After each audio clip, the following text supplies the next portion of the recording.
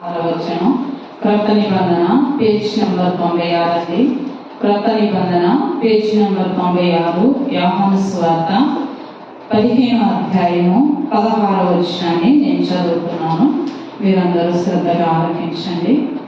మీరు నన్ను ఏర్పరచుకొనలేదు, మీరు నా పేరట తండ్రిని ఏమి అడుగుదరో అది ఆయన అనుగ్రహించినట్లు మీరు వెళ్ళి ఫలించుటకును మీ ఫలము నిలిచి ఉండుటకును నేను మిమ్మల్ని ఏర్పరచుకొని నియమించితిని.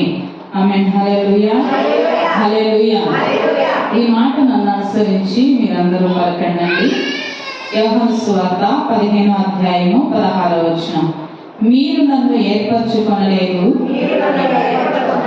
మీరు నా పేరట తండ్రిని ఏమి అడుగుదరో అది ఆయన మీకు అనుగ్రహించినట్లు మీరు వెళ్ళి ఫలించుటకును మీ ఫలము నిలిచి ఉండుటకును నేను మిమ్మల్ని ఏర్పరచుకొని నియమించితిని. నేను మిమ్మల్ని ఏర్పరచుకొని నియమించితిని. ఆమేన్. హల్లెలూయా, హల్లెలూయా. ఇక్కడ చక్కగా మనకు దేవుడు పలుకుతున్న మాట ఏంటంటే, మనల్ని ఉద్దేశించి పలుకుతున్న మాట ఏంటంటే, నేను మిమ్మల్ని ఏర్పరచుకుని నియమించి తిని అని చెప్పేసి దేవుడు చెప్తున్నారన్నమాట. ఎందుకు ఈ మాట చెప్తున్నారంటే, మనము ఈ లోకంలో జీవిస్తాం, అరణ్యం అనే ఈ లోకంలో జీవిస్తున్నాం అన్నమాట. అయితే దేవుడు ఏమని చెప్తున్నారంటే, నేను మిమ్మల్ని ఏర్పరచుకుని నియమించితిని అని చెప్తున్నారు. ఎందుకు ఈ మాట చెప్తున్నారంటే, మనము ఎవరమని దేవుడు ఏర్పరచుకున్నాడు అని అంటే, మనము దేనికి పనికొచ్చే వాళ్ళమని దేవుడు ఏర్పాటు చేసుకున్నాడు అని అంటే, దేవుడు నియమించుకున్నాడు అని అంటే, ఇంకా మనం వాక్యంలో చదివినట్లయితే మనము అందచందాలు కలిగిన వారమని దేవుడు మనల్ని ఏర్పాటు చేసుకోలేదు. మనము ధనవంతులమని దేవుడు మనల్ని ఏర్పాటు చేసుకోలేదు. మనము భోగభాగ్యాలు కలిగిన వారమని దేవుడు మనల్ని ఏర్పాటు చేసుకోలేదు. మనము జ్ఞానవంతులమని దేవుడు మనల్ని ఏర్పాటు చేసుకోలేదు. మనము బలవంతులమని దేవుడు మనల్ని ఏర్పాటు చేసుకోలేదు. మనము ఆరోగ్యము కలిగిన వారమని దేవుడు మనల్ని ఏర్పాటు చేసుకోలేదు. కానీ దేవుడు ఏ విధంగా మనల్ని ఏర్పాటు చేసుకున్నారంటే, మనం వాక్యంలో చదువుదాము. మొదటి కొరింథీయులకు రాసిన పత్రిక 1వ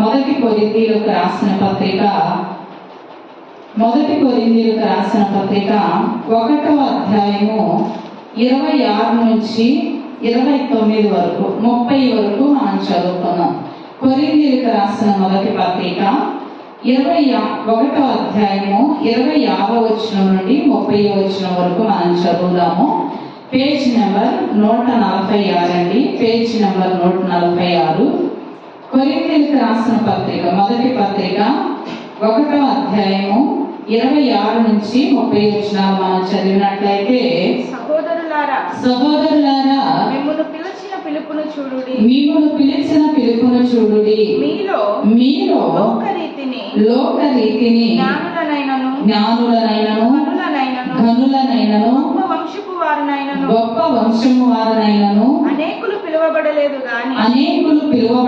గాని ఏ శరీరియు దేవుని ఎదుట అతిశయింపకుండునట్లు జ్ఞానులను సిగ్గుపరచుటకు లోకములో నుండి వెర్రివారిని దేవుడు ఏర్పరచుకొని ఉన్నాడు. బలవంతులైన వారిని సిగ్గుపరచుటకు లోకములో బలహీనులైన వారిని దేవుడు ఏర్పరచుకొని ఉన్నాడు. ఎన్నికైన వారిని వ్యర్థము చేయుటకు లోకములో నీచులైన వారిని తృణీకరింపబడిన వారిని ఎన్నిక లేని వారిని దేవుడు ఏర్పరచుకొని ఉన్నాడు. అయితే ఆయన మూలముగా మీరు క్రీస్తు యేసునందున్నారు. ఆమేన్. హల్లెలూయా, హల్లెలూయా. ఇక్కడ దేవుడు స్పష్టంగా చెప్తున్నారు అన్నమాట. ఏమని చెప్తున్నారంటే, సహోదరులారా మిమ్మల్ని పిలిచిన పిలుపును చూడుడి అని చెప్పేసి దేవుడు చెప్తున్నారన్నమాట. ఈ లోకంలో దేవుడు మనల్ని ఎన్నుకొని ఏర్పరచుకొని నియమించింది ఎందుకంటే మీలో లోకరీతిగా జ్ఞానులైనను ఘనులైనను గొప్ప వంశపు వారైనను అనేకులు పిలువబడలేదు. అంటే లోకరీతిగా అంటే ఇక్కడ 3 అని అంకేస్తుంది. కింద చూసినట్లయితే శరీర రీతిని అంటే శరీరానుసారంగా ఈ జ్ఞానులైనను ఘనులైనను గొప్ప వంశపు వారైనను అనేకులు పిలువబడలేదని చెప్పేసి దేవుడు చెప్తున్నారు అన్నమాట. పిలువబడలేదు కానీ ఏ శరీరము దేవుని ఎదుట అతిశయింపకుండానట్లు జ్ఞానము సిగ్గుపరచుటకు ఎవరిని దేవుడు ఏర్పాటు చేసుకున్నాడు? వెర్రి వారిని ఏర్పాటు చేసుకున్నాడు అన్నమాట. బలవంతులైన వారిని సిగ్గుపరచుటకు లోకములో బలహీనులైన వారిని దేవుడు ఏర్పరచుకొని ఉన్నాడు. ఎన్నికైన వారిని వ్యర్థము చేయుటకు లోకములో నీచులైన వారిని తృణీకరింపబడిన వారిని ఎన్నిక లేని వారిని దేవుడు ఏర్పరచుకొని ఉన్నాడు. ఆమేన్. హల్లెలూయా హల్లెలూయా. మనకున్న క్వాలిఫికేషన్ ఏంటంటే మనము వెర్రివారము, బలహీనులము, జ్ఞానం లేని వారము, ఎన్నిక లేని వారము, వ్యర్థమైన వారము, నీచ స్థితిలో ఉన్నవారము, తృణీకరింపబడిన వారము, ఎన్నిక చేయబడిన వారం అన్నమాట.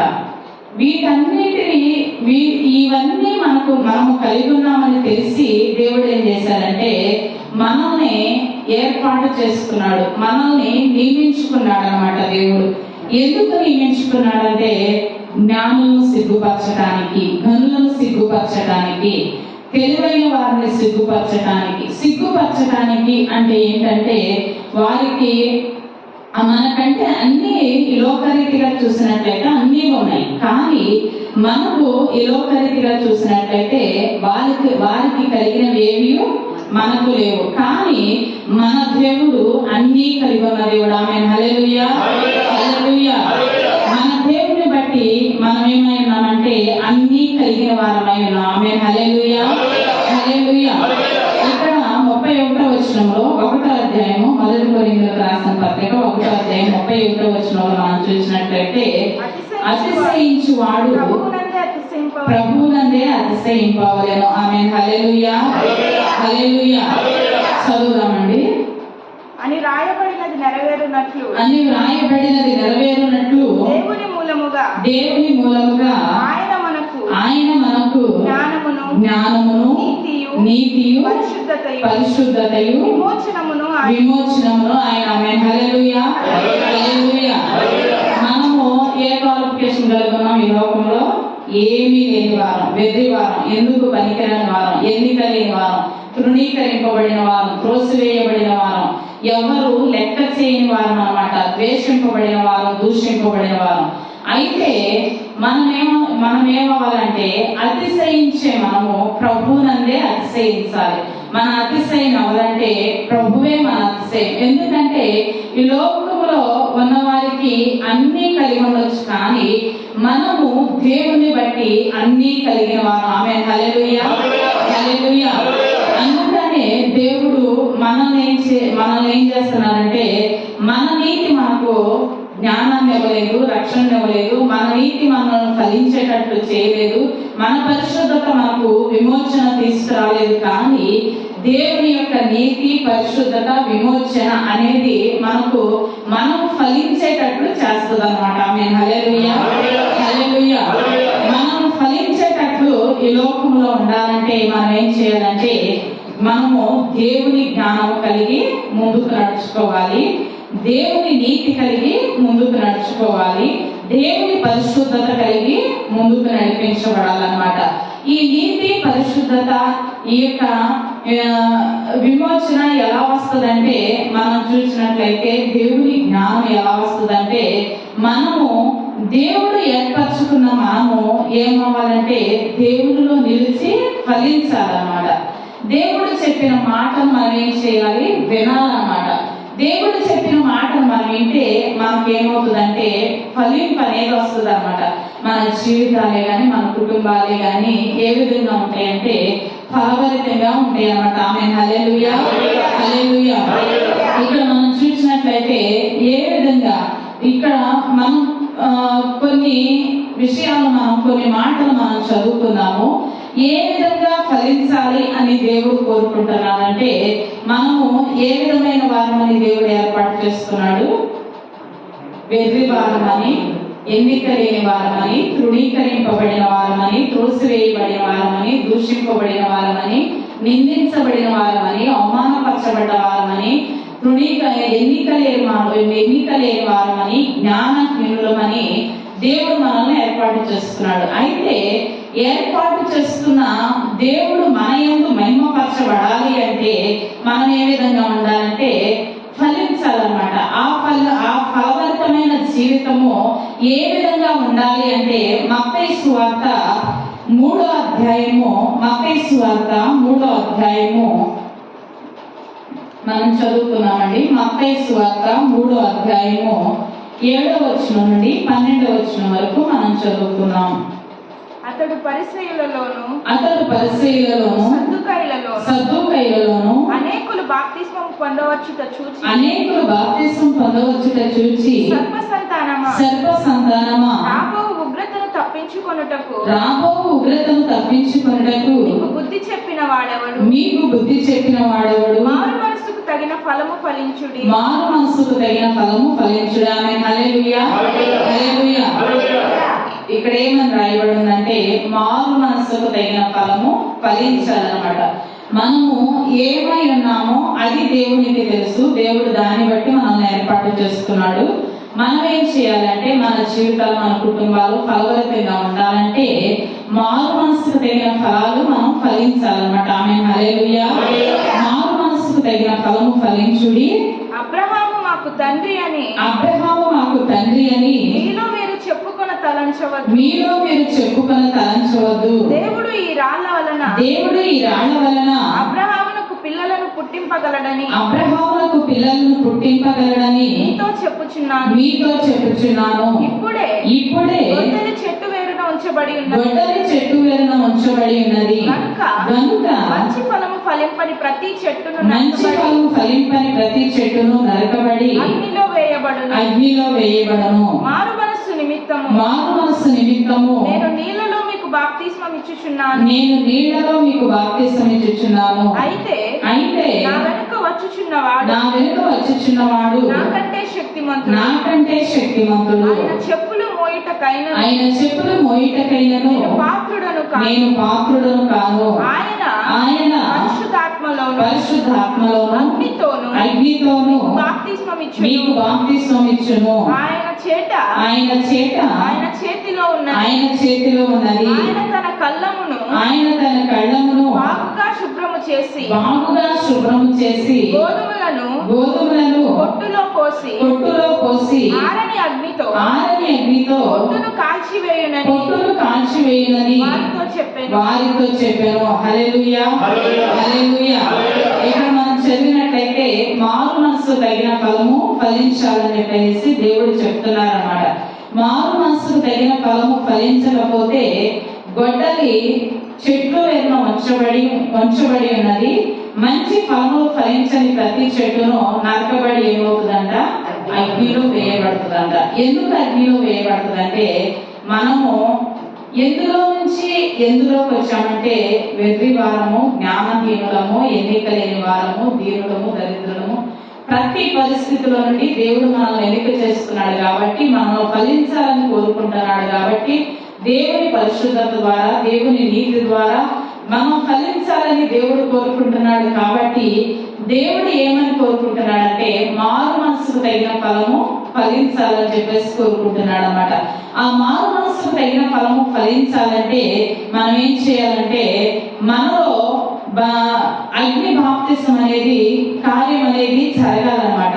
మారు మనసు తగిన ఫలము ఫలించాలంటే ఈ యొక్క అగ్ని బాప్తిసం అనేది ఎప్పుడు జరుగుతుందంటే మనము దేవుని నీతికి అప్పగించుకున్నప్పుడు, దేవుని పరిశుద్ధతకు మనం అప్పగించుకున్నప్పుడు, దేవుడు మనల్ని ఏలుబడి చేయడానికి మనం అప్పగించుకున్నప్పుడు ఈ అగ్ని బాప్తిసం అనేది మనలో జరుగుతుంది అన్నమాట. ఈ అగ్ని బాప్తిసం అనేది మనలో జరిగినప్పుడు అగ్నితో, పరిశుద్ధాత్మ అగ్నితో మనం నింపబడినప్పుడు మనలో ఉన్న పొట్టంతా దేవుడు ఏం చేస్తాడు, కాల్చి వేస్తాడనమాట. కాల్చి వేసి మంచి గోధుమలను తీసుకెళ్లి పొట్టులో దాస్తారనమాట. ఆమె హల్లెలూయా, హల్లెలూయా. గోధుమలు పనికొస్తాయా, పొట్టు పనికొస్తుంది అంటే పొట్టు ఎందుకు పనికిరాదనమాట. అది ఎప్పటికైనా ఏ విధంగా ఉంటుందంటే ఆ పొట్టు కళ్ళలో నుంచి గోధుమలను శుభ్రం చేసి పొట్టులో దాస్తారు. ఈ యొక్క పొట్టు అనేది ఏం చేస్తామంటే అగ్నితో కాల్చి వేస్తామన్నమాట. ఎందుకంటే అది ఎందుకు పనికిరాదన్నమాట. అదే విధంగా ఆ యొక్క మారు మనసు క్రియ అనేది మనలో జరగాలంటే మనలో ఉన్న పనికిరాని పొట్టంతా ఏం చేయాలంటే కాల్చబడాలన్నమాట. పరిశుద్ధాత్మ చేత ఏం చేయాలి, కాల్చబడాలన్నమాట. కాల్చబడినప్పుడు మనలో ఆ యొక్క పొట్టు కాలిపోయి గోధుమ అనేది అంటే మంచి విత్తనం అనేది ఏమవుతుందంటే మొలకెత్తుది. ఆమె హల్లెలూయా. మారు మనసుకు తగిన ఫలం అనేది మనలో ఏమవుతుంది, మొలకెత్తుద్ది అనమాట. ఆ మారు మనసుకు తగిన ఫలము మనలో మొలకెత్తినప్పుడు మనం ఏ విధంగా ఉంటామంటే దేవుని నీతితోనూ పరిశుద్ధతతోనూ మనం జీవించగలుగుతాం. అదేవిధంగా ఇక్కడ మనం చూసినట్లయితే ఫలింపని ప్రతి చెట్టు నరకబడి అగ్నిలో వేయబడుతుందని దేవుడు చెప్తున్నారు అన్నమాట. ఫలింపని ప్రతి చెట్టు అంటే ఇప్పుడు మనము ఎంతో ఆశతో కొన్ని మొక్కలు పెడతాం అన్నమాట, కొన్ని చెట్లు పెడతాం. అవి మనకు ఫలాన్ని ఇస్తాయి అని చెప్పేసి, మంచి ఫలాన్ని ఇస్తాయి అని చెప్పేసి మనం ఎంతో ఎదురు చూస్తాం అన్నమాట. మంచి ఫలాన్ని ఇస్తాయి అని ఎదురు చూసినప్పుడు అవి మనం తినటానికి పనికొచ్చిన ఫలాలైతే మనం సంతోషిస్తాం. అవి పెట్టిన తర్వాత, చెట్టు పెట్టిన తర్వాత, ఎదిగిన తర్వాత ఆ ఫలాలు మనం చూసినప్పుడు తినడానికి పనికిరామనుకో ఆ ఫలాల ద్వారా మనకు సంతోషం ఉంటుందా, ఉండదన్నమాట. అదే విధంగా దేవుడు కూడా మనల్ని నాటినప్పుడు మనము ఫలించే చెట్టులాగా ఉండాలి. మంచి ఫలములు ఇచ్చే చెట్టులాగా, మారు మనసుకు తగిన ఫలాలు ఫలించే చెట్టులాగా మనం ఉన్నప్పుడు దేవునికి మన ద్వారా సంతోషం ఉంటది అన్నమాట. ఆమె హల్లెలూయా, హల్లెలూయా. దేవుడు మన యందు సంతోషిస్తారనమాట, మన యందు సంతోషపడతారనమాట. అది ఎప్పుడు జరుగుతుంది, ఆ ప్రక్రియ ఎప్పుడు జరుగుతుంది అంటే మనము పరిశుద్ధాత్మతో నింపబడినప్పుడు, ఆత్మదేవునితో కలిసి మనం కూడా పనిచేస్తున్నప్పుడు, మనలో ఉన్న పొట్టంతా కాల్చివేయబడటానికి దేవునికి అవకాశం ఇచ్చినప్పుడు, దేవునికి మనలో మనం సమర్పించుకున్నప్పుడు ఆ కార్యం అనేది మనలో జరుగుతుంది. ఆమేన్, హల్లెలూయా, హల్లెలూయా. ఇక్కడ మనం చూసినట్లయితే ఇక యోహాను సువార్త 15వ అధ్యాయం 19వ వచనంలో మనం చూసినట్లయితే, యోహాను సువార్త 15వ అధ్యాయము 19వ వచనంలో మనం చూసినట్లయితే, మీరు లోక సంబంధులైన ఎడల లోకము తన వారిని స్నేహించును. అయితే మీరు లోక సంబంధులు కారు. నేను మిమ్మును లోకములో నుండి ఏర్పరచుకొంటిని. ఆమేన్, హల్లెలూయా, హల్లెలూయా. ఇక్కడ దేవుడు ఏమని చెప్తున్నారంటే మీరు లోక సంబంధులు కాదు. లోక సంబంధులైతే లోకంతో స్నేహం చేస్తారు, కానీ మీరు ఇక్కడ లోక సంబంధులు కాదు కనుక మీరేం చేయాలంటే నేను మిమ్మల్ని లోకంలో నుంచి ఏర్పరచుకున్నాను కాబట్టి మీరు ఏ విధంగా ఉండాలంటే మారు మనసుకు తగిన ఫలాలు ఫలించాలన్నమాట. మారు మనసుకు తగిన ఫలాలు ఫలించాలంటే ఈ లోకము మనము దేవుళ్ళు ఎదుగుతున్నప్పుడు, మంచిగా దేవుళ్ళు స్థిరపరచబడుతున్నప్పుడు, లేకపోతే దేవునితో కలిసి మనం పనిచేస్తున్నప్పుడు ఈ లోకం మనల్ని ఏ విధంగా చూస్తుందంటే పిచ్చోళంగా, వెర్రివారంగా, ఎదుగు పనికిరాని వారంగా, లేకపోతే వీళ్ళ ద్వారా ఎందుకు వీళ్ళు మందిరానికి వెళ్తున్నారో అర్థం కాని పరిస్థితి అన్నట్లుగా వారు మనల్ని ఏం చేస్తారంటే తక్కువ చూపు చూస్తారనమాట, హీన చూపు చూస్తారనమాట. చూసినప్పుడు మనం ఏం చేయాలంటే వీళ్ళు మనల్ని తక్కువగా చూస్తున్నారని చెప్పేసి మనము లోకంలో కలిసిపోకూడదు, మనము లోకంతో స్నేహం చేయకూడదు. ఆ యొక్క మాటలను బట్టి మనం కృంగిపోకూడదు, ఆ మాటల వైపు చూడకూడదు. వారు మనల్ని ద్వేషిస్తున్నారని చెప్పేసి ఆ యొక్క మాటలను మన చెవులోనికి చొచ్చుకునేటట్లు పోయి, మన హృదయంలోనికి చొచ్చుకునేటట్లు పోయి ఆ మాటలను బట్టే మనం ఏం చేయకూడదంటే మనము కృంగిపోకూడదు, ఆ మాటలను బట్టి మనల్ని మనం చెరుపుకోకూడదు అన్నమాట. అయితే చెరుపుకోకుండా ఏం చేయాలంటే దేవుని వైపు చూస్తూ మారు మనసుకు తగిన ఫలాలు ఫలిస్తూ దేవుడు ఆశించిన రీతి రీతిగా మనం బ్రతికినట్లయితే, దేవుడు ఆశించిన ఫలాలు మనం ఫలించినట్లయితే మనం ఏం చేస్తామంటే మనము లోకానికి ఏ విధంగా మారుతామంటే వెలుగుగా మారుతాం. ఆమేన్. హల్లెలూయా, హల్లెలూయా. లోకానికి దేవుని ద్వారా మంచి ఫలాలు ఇచ్చేవారుగా మారుతాం అన్నమాట. ఆమేన్. హల్లెలూయా, హల్లెలూయా. మనం చూసినట్లయితే ఇక్కడ నేను మిమ్మల్ని లోకములో నుండి ఏర్పరచుకుంటుని అని చెప్పేసి దేవుడు చెప్తున్నారు అన్నమాట. లోకములో నుండి దేవుడు మనల్ని ఏర్పరచుకున్నారు కాబట్టి మనం ఏం చేయాలంటే మనము మారు మనసుకు తగిన ఫలాలు అనేది ఫలించాలన్నమాట. మారు మనసుకు తగిన ఫలాలని అనేది ఫలించినప్పుడు మనం ఏం చేస్తామంటే ప్రతి విషయంలో కూడా మనకు ఏ పరిస్థితి కలిగినప్పటికీ, ఏ విషయం మనల్ని ఇబ్బంది కొలుగులోనికి లాక్కెళ్తున్నప్పటికీ మనం ఏ విధంగా ఉంటామంటే ఫలించే వారంగా ఉంటామన్నమాట. ఆమేన్. హల్లెలూయా, హల్లెలూయా. మనం చూసినట్లయితే లూకాసు వార్త 13వ అధ్యాయము 6వ వచనం నుండి 9వ వచనం వరకు మనం చదువుకున్నట్లయితే ఇక్కడ దేవుడు ఒక మంచి ఉపమానాన్ని చెప్తారన్నమాట. లూకాసు వార్త 13వ అధ్యాయము 6వ వచనం నుండి 9వ వచనం వరకు మనం చదువుకున్నట్లయితే, మరియు ఆయన వారితో ఈ ఉపమానము చెప్పెను. ఒక మనిషిని ద్రాక్ష తోటలో అంజూరపు చెట్టు ఒకటి నాటబడి ఉండెను. అతడు దాని పండ్లు వెదక వచ్చినప్పుడు ఏమీయూ దొరకలేదు. కనుక అతడు ఇదిగో 3 ఏండ్ల నుండి నేను ఈ అంజూరపు చెట్టున పండ్లు వెదక వచ్చుచున్నాను గాని ఏమీయూ దొరకలేదు. దీనిని నరికివేయుము. దీని వలన ఈ భూమియు ఎలా వ్యర్థమైపోవలనని ద్రాక్ష తోటమాలితో చెప్పాను. అయితే వాడు అయ్యా నేను దాని చుట్టూ త్రవ్వి ఎరువు వేయు మట్టుకు ఈ సంవత్సరము కూడా ఉండనేమో. అది ఫలించినా సరి లేని ఎడల నరికించి వేయమని అతనితో చెప్పాను. హల్లెలూయా, హల్లెలూయా. ఇక్కడ మనం ఉపమానం చూసుకున్నట్లయితే మారు మనసుకు తగిన ఫలాలు ఫలింపని ప్రతి చెట్టు ఏమవుతుంది అంటున్నాడు, నరకబడి అగ్నిలో వేయబడుతుంది అంటున్నారు అన్నమాట దేవుడు. అయితే ఇక్కడ దేవుడు ఎన్నో సంవత్సరాల నుంచి ఫలించే చెట్టు కోసం చూస్తున్నారు అన్నమాట. ఒక ద్రాక్ష చెట్టులో అంటే ఒక తోటమాలి అంటే ఒక చేనుని సాగు చేసే ఒక వ్యక్తి ఒక ద్రాక్ష తోట వేసుకున్నాను అన్నమాట. వేసుకున్నప్పుడు అందులో ఏమైందంటే ఆ ద్రాక్ష తోటలన్నిటిలో ఒక అంజూరపు చెట్టు మాత్రం వచ్చిందనమాట.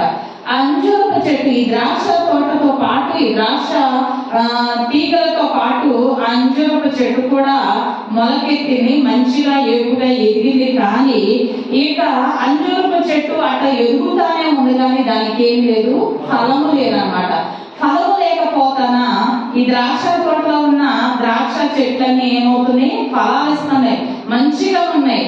దేవుని దృష్టిలో ఆ బడ నమ్మకమైన మంచి దాసుడా అని చెప్పేసి అనిపించుకుంటున్నారు. కానీ ఈ యొక్క అంజూరపు చెట్టు ఏమవుతుందంటే దేవుడు ఎదురు చూస్తున్నాడు, తోటమాలి ఎదురు చూస్తున్నాడు. కానీ ఈ యొక్క అంజూరపు చెట్టు ఏం చేయట్లేదంటే కాపు కాయట్లేదన్నమాట. దేవుడు ఎంతగానో ఆశతో ఎదురు చూస్తున్నాడు అన్నమాట. ఈ తోటమాలి ఎంతో ఆశతో ఎదురు చూస్తున్నాడు అన్నమాట. ఇంకా ఫలిస్తుంది అని చెప్పేసి ఎదురు చూస్తా ఉన్నాడు అన్నమాట. అయితే ఈ తోటమాలితో దేవుడు అంటున్నాడు, ఈ యొక్క అంజూరపు చెట్టు ఉంది కదా ఈ ద్రాక్ష తోటలో, ఈ యొక్క అంజూరపు చెట్టు ఫలించటలేదు, ఫలాలు ఇవ్వటలేదు, నేను ఆశించిన రీతిగా ఎదగటలేదు. కాబట్టి దీన్ని ఏం చేయాలంటే నరికించి వేసేయి అని చెప్పేసి చెప్తారనమాట. చెప్పినప్పుడు ఆ తోటమాలి ఏం చేస్తారంటే దేవుణ్ణి బ్రతిమలాడుకుంటున్నాడు. ఏమని బ్రతిమలాడుకుంటున్నాడంటే 3 సంవత్సరాల నుంచి ఉందయ్యా, 3 సంవత్సరాల నుంచి నేను సాగు చేశానయ్యా, 3 సంవత్సరాల నుంచి నేను పెంచుకున్నానయ్యా, ఈ ఒక్క సంవత్సరం కూడా చూద్దామయ్యా అని చెప్పేసి ఈ యొక్క తోటమాలి ఏం చేస్తున్నాడంటే దేవుని దగ్గర బ్రతిమలాడుకుంటున్నాడు అన్నమాట. ఎందుకు బ్రతిమలాడుకుంటున్నాడంటే అది ఈ 3 సంవత్సరాలు ఫలించకపోయినా ఈ యొక్క సంవత్సరమైనా ఫలిస్తుంది అన్న ఆశతో ఆ తోటమాలి దేవుని బ్రతిమలాడుకుంటున్నాడు అన్నమాట. బ్రతిమలాడుకుంటుంటే ఆ తోటమాలి ఆశించినట్టుగా అంజూరపు చెట్టు కాయలు కాసిందా అంటే కాయలేదు. ఎందుకు కాయలేదంటే అది మొద్దుబారిపోయింది అన్నమాట. దానికి చలనం లేదన్నమాట. ఆ చెట్టుకి ఏం లేదంటే వేరు మంచి నేలను పడిన విత్తనం లాగా అది లేదన్నమాట. అందుకని అదేమవుతుందంటే రాతి నేలను పడిన విత్తనం లాగా ఉంది కాబట్టి అంజూరపు చెట్టు ఏమవుతలేదంటే ఫలాలు ఇవ్వట్లేదన్నమాట. దేవుడు ఆశించిన రీతిగా అది ఎదగటలేదన్నమాట. ఇక అంజూరపు చెట్టును బట్టి దేవుడు ఏ విధంగా బాధపడ్డారో మారు మనసుకు తగిన ఫలాలు ఫలించని ప్రతి మనిషిని బట్టి కూడా దేవుడు అంతే బాధపడతారు. ఎందుకు బాధపడతారంటే మనల్ని దేవుడు ఎన్నుకున్నది ఘనులని మనల్ని ఎన్నుకోలేదు, గొప్పవారమని మనల్ని ఎన్నుకోలేదు, జ్ఞానులమని మనల్ని ఎన్నుకోలేదు, లేకపోతే అందరికంటే అందచందాలు కలిగిన వారమని మనల్ని ఎన్నుకోలేదు, ఆస్తిపరులమని మనల్ని ఎన్నుకోలేదు. కానీ ఎందుకు పనికిరాని వారమని, తీసివేయబడిన వారమని, త్రోసివేయబడిన వారమని, ద్వేషింపబడిన వారమని, జ్ఞానహీనులమని, ఎన్నిక లేని వారమని దేవుడు తెలుసుకుని మనల్ని ఏర్పాటు చేసుకుని మారు మనసుకు తగిన ఫలాలు ఫలించండి అని చెప్పేసి దేవుడు చెప్పినప్పుడు దేవుడు చూచిన రీతిగా, దేవుడు ఆశించిన రీతిగా మనము ఫలాలు ఇవ్వకపోవటం ద్వారా, దేవునికి మనలో మనం సమర్పించుకోకపోవటం ద్వారా, దేవుడు ఆశించిన రీతిగా మనం బ్రతకకపోవటం ద్వారా, దేవుని ఇష్టానుసారంగా మనం బ్రతకకపోవటం ద్వారా దేవుడు ఏం చేస్తున్నారంటే ఆ యొక్క బాధతో చెప్తున్నారు అనమాట. ఏమనంటే ఇన్ని సంవత్సరాలు చూసావు కదా, ఇక ఇది ఫలించదు. ఇదేమైపోయిందంటే రాతి నేలన పడింది, మొద్దుబారిపోయింది. దీని నిండా ఏమున్నాయంటే ఐహిక విచారాలు, ధనమోసము, లేకపోతే ఈ లోక సంబంధమైనవన్నీ చోటు చేసుకున్నాయి. కాబట్టి దీనిలో ఫలింపు లేదు. మారు మనసుకు తగిన ఫలాలు ఇది ఫలించట్లేదు కనుక దీన్ని ఏం చేయాలంటే నరికించి వేసే, తీసివేసే అని చెప్పేసి దేవుడు బాధపడుతున్నారు అనమాట. ఆ మాట దేవుడు సంతోషంతో చెప్పలేదన్నమాట. ఎందుకు చెప్పలేదంటే ఎవ్వరు నశించిపోవట దేవునికి ఇష్టం లేదు, ఎవ్వరు నరకానికి వెళ్ళడం దేవునికి ఇష్టం లేదన్నమాట. ప్రతి వారి కొరకు దేవుడు ఏం చేస్తున్నారంటే చేతులు చాచి ఉంచారనమాట. ఎందుకు?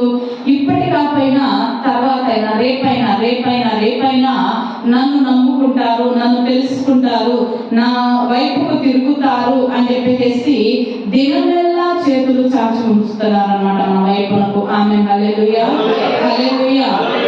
దినమెల్లా చేతులు చాచుతూ ఉంచినప్పుడు దేవుడిని మనం ఏం చేస్తున్నామంటే హత్తుకోలేకపోతున్నాం. దేవునికి మన హృదయాన్ని ఇవ్వలేకపోతున్నాం. మన హృదయం అనే తలుపులు దేవునికి తీయలేకపోతున్నాం అన్నమాట. దేవుడు ఆశించినట్లుగా బ్రతకటానికి ఇష్టపడలేకపోతున్నాం అన్నమాట. అందుకని దేవుడు అంటున్నారు నరికించి వేసేయంటే తోటమాలి బ్రతుకులాడుతున్నాడు దేవుడిని. ఎందుకు బ్రతుకులాడుతున్నాడు అంటే ఈ 3 సంవత్సరాలు కాపలేదయ్యా, ఇంకొక సంవత్సరం చూద్దాం అని చెప్పేసి తోటమాలి అంటే దేవుని దగ్గర జత పనివాడైన సేవకుడు అనమాట. దేవుని బ్రతుకులాడుతా ఉన్నాడు అనమాట. ఏమని బ్రతుకులాడుతున్నాడంటే ఇంకొక సంవత్సరం ఉంచయ్యా, ఇంకొక నెల ఉంచయ్యా, ఇంకొక వారం ఉంచయ్యా, ఫలిస్తుందయ్యా అని చెప్పేసి బ్రతుకులాడుకుంటున్నాడు అనమాట. బ్రతుకులాడుకుంటుంటే ఆ అంజూరపు చెట్టు ఏమవుతుందంటే ఫలాలు ఇవ్వలేకపోతుంది అన్నమాట. అదేవిధంగా మనం చూసినట్లయితే ఈ అంజూరపు చెట్టులాగా కొంతమంది ఉంటారనమాట. ఎందుకంటే ఫలాలు ఇవ్వని వారు, మారు మనసుకు తగిన ఫలాలు ఫలించని వారు కొంతమంది ఉంటారన్నమాట. అయితే ఈ మారు మనసుకు తగిన ఫలాలు ఫలించాలంటే ఏం చేయాలంటే మనము అగ్ని చేత కాల్చబడాలి. ఆమేన్, హల్లెలూయా. పరిశుద్ధాత్మ చేత కాల్చబడాలన్నమాట. పరిశుద్ధాత్మ చేత నింపబడాలన్నమాట. ఆత్మతో మనం ఏం చేయాలంటే నింపబడి ఆత్మ దేవునితో సహవాసం చేసేవారిగా ఉండాలన్నమాట. ఉండినప్పుడు మనలో పనికి రాని పొట్టంతా దేవుడు ఏం చేస్తారంటే కాల్చి వేస్తారు. కాల్చి వేసినప్పుడు మనలో పరిశుద్ధత అనేది, దేవుని నీతి అనేది, దేవుని యథార్థత అనేది, దేవుని యొక్క విమోచన విడుదల అనేది మనలో కార్యం చేస్తుంది అన్నమాట. ఆమె హల్లెలూయా, హల్లెలూయా. మనం ఏం చేయాలంటే ఫలించే చెట్టులుగా ఉండాలన్నమాట. ఏ చెట్టులుగా ఉండాలి? ఫలించే చెట్టులుగా ఉండాలన్నమాట. ఇదే యోహాను సువార్త 15వ అధ్యాయము 1-2 వచనాలు మనం చదువుకున్నట్లయితే, యోహాను సువార్త 15వ అధ్యాయము 1-2-3 వచనాలు మనం చదువుకున్నట్లయితే, నేను నిజమైన ద్రాక్షవల్లిని, నేను నిజమైన ద్రాక్షవల్లిని, నా తండ్రి వ్యవసాయకుడు, నా తండ్రి వ్యవసాయకుడు, నాలో ఫలింపని ప్రతి తీగెను, నాలో ఫలింపని ప్రతి తీగెను ఆయన తీసి పారవేయును, ఆయన తీసి పారవేయును. ఫలించు ప్రతి తీగె, ఫలించు ప్రతి తీగె మరి ఎక్కువగా ఫలింపవలెనని, మరి ఎక్కువగా ఫలింపవలనని, దానిలోని పనికిరాని తీగలను తీసివేయును. దానిలోని పనికిరాని తీగలను తీసివేయును. నేను మీతో చెప్పిన మాటను బట్టి, నేను మీతో చెప్పిన మాటను బట్టి మీరిప్పుడు పవిత్రులై ఉన్నారు. మీరిప్పుడు పవిత్రులై ఉన్నారు. ఆమె హల్లెలూయా, హల్లెలూయా. దేవుడు చెప్తున్నాడు అన్నమాట, నేను నిజమైన ద్రాక్షవల్లిని, నేను కారు ద్రాక్షలు ఇచ్చే ద్రాక్షవల్లిని కాదు, నేను నిజమైన ద్రాక్షవల్లిని. నా తండ్రి వ్యవసాయకుడు అన్నమాట. నాలో ఫలింపని ప్రతి తీగను ఏం చేస్తానంటున్నాడు? తీసి పారవేస్తానంటున్నాడు అన్నమాట. ఫలించు ప్రతి తీగే మరి ఎక్కువగా ఫలించాలని, మనలో పనికిరాని తీగలు ఉంటాయి కదా, అంటే పనికిరాని విధానం ఉంటది కదా, ఆ విధానాన్ని అంతా దేవుడు ఏం చేస్తున్నాడంటే తీసి పారవేస్తానంటున్నారు. ఎందుకంటే ఆ పనికిరాని విధానం అనేది మనలో చోటు చేసుకుందంటే మన యొక్క ఫలింపు అనేది ఆగిపోతా ఉంటది అనమాట. మనము ఫలించలేము, అభివృద్ధి చెందలేము, విస్తరించలేము, దేవునికి సంతోషంగా మారలేము అన్నమాట. దేవుడు మన యందు ఆనందించేటట్లు మనం మారలేము అన్నమాట. ఎప్పుడైతే మనలో ఫలింపని తీగలు ఉంటాయో వాటిని తీసేసినప్పుడే ఫలించే తీగలు ఏ విధంగా ఫలిస్తాయి అంటే మరీ ఎక్కువగా ఫలిస్తాయి అన్నమాట. ఇప్పుడు మనకు చెట్టు ఉందండి, ఆ చెట్టుకి ఆకులు ఎండుతా వస్తాయి అన్నమాట. వాటన్నిటిని మనం తీసేసినప్పుడు కొత్త చిగురు అనేది వాటికి వస్తుంది అన్నమాట.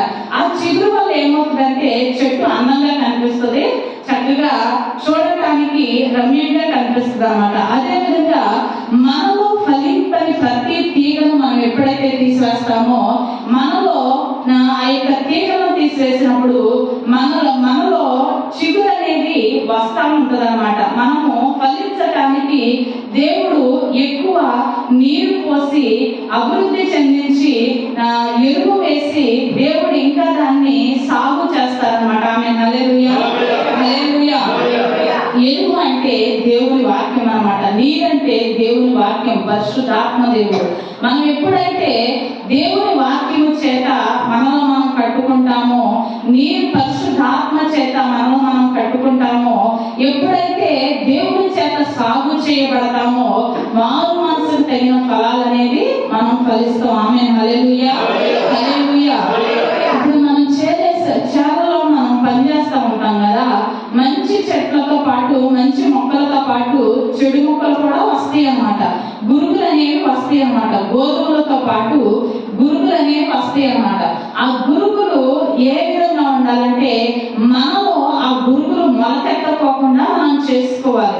ఆ గురుగులు మొలకెత్తకోకుండా ఉండాలంటే మనం వాటిని ఏం చేయాలి? మనం చంపేయాలన్నమాట, తీసివేయాలన్నమాట. పరిశుద్ధాత్మ చేత మనం ఏం చేయాలంటే దాన్ని కాల్చివేయాలన్నమాట. కాల్చివేసినప్పుడు చెడు అనేది మొలకెత్తకుండా ఉంటది. ఆమె హల్లెలూయా, హల్లెలూయా. ఇక ఎక్కువగా ఫలించాలని చెప్పేసి మనం పరిశుద్ధులుగా జీవించాలి, పవిత్రులుగా జీవించాలని చెప్పేసి దేవుడు కోరుకుంటున్నాడు అన్నమాట. ఇదే మనం ఇంకో మాటను మనం చూసినట్లయితే అపోస్తల కార్యాలు 13వ అధ్యాయము, అపోస్తల కార్యాలు 13వ అధ్యాయము 17 నుంచి 20 వరకు మనం చదివినట్లయితే, అపోస్తల కార్యాలు 13వ అధ్యాయము 17 నుంచి 20 వరకు మనం చదివినట్లయితే, 17వ వచనం నుండి 20వ వచనం వరకు మనం చదివినట్లయితే, ఇశ్రాయేలీయులారా, దేవునికి భయపడువారలారా వినుడి. ఇశ్రాయేలును ఈ ప్రజల దేవుడు మన పితరులను ఏర్పరచుకొని వారు ఐగుప్తు దేశమందు పరదేశులై ఉన్నప్పుడు ఆ ప్రజలను హెచ్చించి తన భుజబలము చేత వారిని అక్కడ నుండి తీసుకొని వచ్చి ఇంచుమించు 40 ఏండ్ల మట్టుకు అరణ్యములో వారి చేష్టలను సహించెను. ఇప్పుడు ఒక మాట చూద్దామండి. అరణ్యములో ఎన్ని సంవత్సరాలు వారి చేష్టలు సహించారంట దేవుడు? 40 సంవత్సరాలంట. ఎందుకు వారి చేష్టను సహించాలంటే దేవుడు తన భుజబలము చేత ఐగుప్తులో నుండి వారిని బయటకు తీసుకొచ్చారు. బయటకు తీసుకొచ్చిన తర్వాత వారు ఏమవ్వలేదంటే మారు మనసుకు తగిన ఫలాలు ఫలించలేదన్నమాట. అరణ్యంలో నుండి ఐగుప్తు అనే అరణ్యంలో నుండి ఇశ్రాయేల్ ప్రజలను 430 సంవత్సరాల బానిసలుగా దాస్యమనే కాడి క్రింద నలిగిపోతున్న వారిని బయటకు తీసుకొచ్చిన దేవునికి వీరేం చూపిస్తున్నారంటే వీపును చూపిస్తున్నారు అన్నమాట. వారి ముఖాన్ని చూపించట్లేదు, వారి క్రియలను చూపించట్లేదు. వారు దేవునికి ఇష్టమైనట్లుగా జీవించడానికి వారి జీవితాన్ని దేవునికి అప్పగించుకోవట్లేదు అన్నమాట. వారు ఏం చేశారంటే వారి చేష్టల చేత దేవుని ఏం చేశారు? విసిగించారనమాట. దేవుడు వారి చేష్టలను 40 సంవత్సరాలు సహించారనమాట. అరణ్యంలో సహించిన తర్వాత దేవుడు ఇంకా మారతారు అని చెప్పేసి కానాను దేశం వరకు వారిని సహించుకుంటా వచ్చారనమాట. ఇక వీళ్ళు మారరు అని దేవునికి ఎప్పుడైతే డిక్లేర్ అయిపోయింది, అంటే దేవునికి ఎప్పుడైతే ఆ యొక్క నమ్మకం అనేది వచ్చిందో, మారరు అని నమ్మకం అనేది వచ్చిందో దేవుడు చేయబడి చేశారు. అరణ్యంలో మన పితరులందరూ అరణ్యంలో ఏమైపోయారు? రాలిపోయారు అన్నమాట. వారి యొక్క సంతానానికి దేవుడు దీన్ని ఎలా ఉంచారంటే దృష్టాంతముగా ఉంచారు. అంటే వారికి పూర్వం జరిగిన దానిని మీ పితరులు ఈ విధంగా చేశారు, మీరు ఈ విధంగా చేయొద్దు, మీరు నన్ను విసిగించొద్దు, మీరు నన్ను ప్రక్కకు నెట్టొద్దు, మీ వీపును నాకు చూపించొద్దు అని చెప్పేసి దేవుడు వారికి చెప్తా వచ్చారన్నమాట. చెప్తా వచ్చినప్పుడు వారు ఏం చేశారంటే వారి పితరులాగానే వీరు కూడా చేస్తా వచ్చారన్నమాట. చేస్తా వచ్చినప్పుడు వారిని ఏం చేశారంటే దేవుడు కొంతకాలము శత్రువులకు అప్పగించారనమాట. కొంతకాలము హీన దశను ఉందారనమాట. ఆ విధంగా దేవుడు వారిని ఏం చేశారంటే వారు ఎందుకు ఆ పరిస్థితిలోకి వచ్చారంటే వారు మారు మనసుకు తగిన ఫలాలు ఫలించని కారణాన ఆ యొక్క హీన దశ అనేది వారికి వచ్చిందనమాట. శత్రువు అనేది వారిని ఏలుబడి చేశాడనమాట. మనం ఎప్పుడైతే మారు మనసుకు తగిన ఫలాలు ఫలింపమో శత్రువుకు లోకువైపోతాం. శత్రువు అంటే మన ఎదుటోడు కాదు, ఇంటి పక్కోడు కాదు, ఇంటి ముందరోడు కాదు, లేకపోతే మనకు మనము డబ్బులు అడిగితే ఇవ్వనోడు కాదనమాట. మనకు శత్రువులు ఎవరు? ఒకే ఒక్కడనమాట. వాడు మనకు పరమశత్రువు ఎవడంటే సాతాను అన్నమాట. ఆ వాడు ఏం తీసుకొస్తాడంటే మనలోనికి శరీరాశ, నేత్రాశ, జీవపడము అనేది తీసుకొస్తాడు. వీటి ద్వారా మారు మనసుకు తగిన ఫలాలు ఫలించకుండా చేస్తాడనమాట. మారు మనసుకు తగిన ఫలాలు ఫలించకుండా చేసి మనము ఎదుగు పొదుగు లేని స్థితిలోనే వాడు తీసుకెళ్ళిపోతాడనమాట. మనం ఎప్పుడైతే వీటిని అణిచివేస్తామో, ఈ గురుతులనే వాటిని మనం అణిచివేస్తామో, పొట్టుతో కాల్చివేసినప్పుడు పరిశుద్ధాత్మ ద్వారా మనం ఏమవుతాము? దేవునికి సంతోషాన్ని ఇచ్చే వారంగా మారిపోతాం అన్నమాట. దేవునికి మన ద్వారా ఆనందాన్ని కలిగచేసే వారంగా మారిపోతాం అన్నమాట. మనం ఏం చేయాలంటే దేవునికి సంతోషం ఇచ్చేవారుగానే మారాలి. మన చేష్టల ద్వారా, మన క్రియల ద్వారా, మన యొక్క మారు మనసు లేని పరిస్థితుల ద్వారా మనము దేవునికి విసుగుదల అనేది తీసుకురాకూడదు అన్నమాట. విసుగుదల అనేది తీసుకురాకుండా దేవుడు కోరుకున్నట్టుగా, దేవుడు ప్రేమించినట్టుగా, దేవుడు మనల్ని ఎన్నుకున్నట్టుగా మనం ఏం చేయాలంటే దేవుని సంతోష పెట్టే వారంగా ఉండాలి. మనం ఫలిస్తేనే దేవునికి సంతోషం. మనం ఫలింపే దేవునికి సంతోషాన్ని తీసుకొస్తుంది. మనం ఫలించడం ద్వారా ఈ యోహాను సువార్త 15వ అధ్యాయం అంతా చదువుకుంటే మీరు మనం ఫలించడం ద్వారానే దేవుడు సంతోష సంతోషపడతాడని చెప్పేసి, దేవుడు మహిమపరచబడతాడని చెప్పేసి రాయబడి ఉంటుంది అన్నమాట. దేవుడు కోరుకునేది ఏంటంటే మారు మనసుకు తగిన ఫలాలు ఫలించి మీరు సంతోషంగా ఉండండి, మీరు ఫలించండి, మీరు అభివృద్ధి చెందండి, మీరు విస్తరించండి, మీరు నేను కోరుకున్నట్లుగా నా యొక్క తలంపులలో ఉన్నట్లుగా నా ఊహలో ఉన్నట్లుగా మీరు అభివృద్ధి చెందండి, ఆశీర్వదింపబడండి అని చెప్పేసి దేవుడు మన నుండి కోరుకుంటున్నాడు అన్నమాట. దేవుడు మనల్ని లోకంలో నుండి నియమించుకుని ఏర్పరచుకున్నది ఎందుకంటే మనము ఫలభరితంగా ఉండాలని చెప్పేసి, ఆశీర్వాదకరంగా ఉండాలని చెప్పేసి దేవుడు మనల్ని కోరుకుంటున్నారు. కాబట్టి అదే జీవితాన్ని, దేవునికి ఇష్టమైన జీవితాన్ని మనం జీవిద్దాం. అంజూరపు చెట్టు వలె రాతి నెలలో పడిన విత్తనం వలె మనం ఉండొద్దు, కానీ అంజూరపు చెట్టు వలె ఫలింపు లేని జీవితాన్ని మనం జీవించొద్దు. కానీ మనం ఏం చేద్దామంటే ద్రాక్ష తీగ వలె మనలో పనికిరాని తీగలను తీసివేసి పొట్టుతో కాల్చివేయడానికి పరిశుద్ధాత్మ దేవునికి అవకాశం ఇచ్చి, పరిశుద్ధాత్మ దేవుని సహాయం ద్వారా మనలో ఉన్న పనికిరాని తీగలన్నిటిని బయటకు పారవేసేసి మనము ఫలించి అభివృద్ధి చెందే వారముగా, ద్రాక్ష తీగలో ఇంకా ఫలించే వారముగా మనం ఏం చేసుకున్నామంటే ఆత్మ దేవునికి అప్పగించుకున్నాం. ఇచ్చిన వాక్యం దేవుడు దీవించును గాక. అందరూ